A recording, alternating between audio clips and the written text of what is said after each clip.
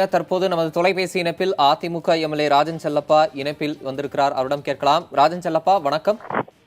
வணக்கம் சார், நான் ராஜன் செல்லப்பா பேசுறேன் சார். சார், இப்ப அங்க நீங்க தங்கியிருக்கக்கூடிய அந்த கூவத்தூர் விடுதி பகுதியில் காவல்துறையினர் அதிக அளவு குவிக்கப்பட்டு வர அந்த காட்சிகளை பார்க்கிறோம். எம்எல்ஏக்களை தவிர மற்ற வெளியாட்கள் வெளியேற்றப்பட்ட அந்த நிகழ்வுகளையும் பார்க்கிறோம்.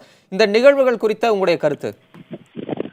சார், நீங்க சொன்னபடி காவல்துறை குவிக்கப்பட்டிருக்கிறார்கள். பட் இயற்கையா சட்டமன்ற உறுப்பினர் அத்தனை பேரும் சுதந்திரமா இருக்கிறாங்க. எந்தவித பிரச்சனையும் இல்லை.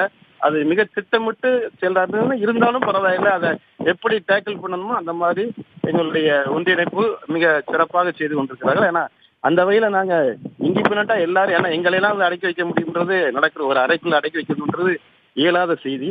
அதனால எல்லாருமே கொள்கை ரீதியாக ஒன்றுபட்டு நல்ல அற்புதமான பணியை செஞ்சுட்டு இருக்கோம். ஒரு நல்ல அரசை உருவாக்க வேண்டும்.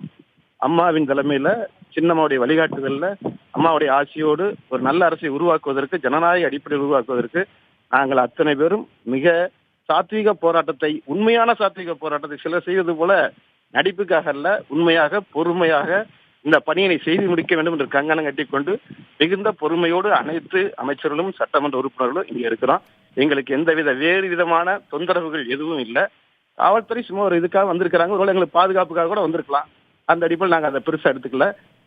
எந்த வகையிலும் கூட இந்த நல்ல சூழ்நிலை நிச்சயமாக விரைவிலே ஜனநாயக ரீதியாக ஒரு அம்மா அரசு, மதிப்பிற்குரிய அம்மா வழிகாட்டிய மதிப்பிற்கு மாண்புமிகு எடப்பாடியுடைய தலைமையிலே இந்த அரசு நிச்சயமாக அமையும் என்று எதிர்பார்த்துக் கொண்டிருக்கிறோம்.